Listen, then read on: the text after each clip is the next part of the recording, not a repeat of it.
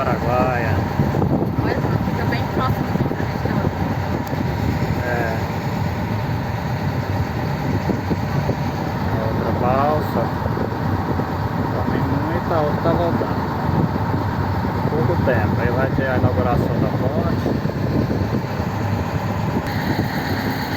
Aí, a pontona quase pronta. Olha o canteiro de obra. Nosso presidente Bolsonaro. É o Rio Araguaia. Lá em cima lá tem a praia da Gaivota. É pra assistir ali. Nós estamos aqui em cima do atraso, ao lado do progresso. Muitos anos a travessia aqui foi de mal. Muitas pessoas morreram.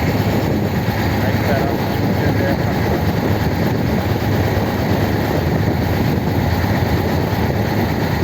Má gestão, má administração, eles reinaram há muito tempo, deixaram a região com um atraso.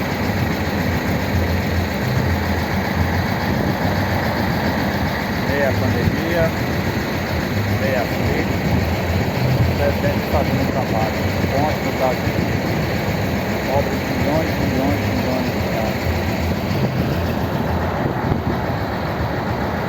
É fundamental para o desenvolvimento do nosso país, para o desenvolvimento da região, a integração dos estados.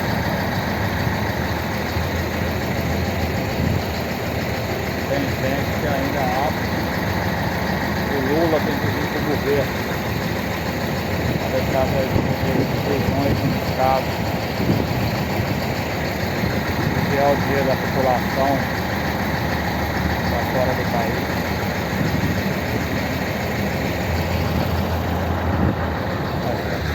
Quem quiser ver. Essa raiz de vídeo.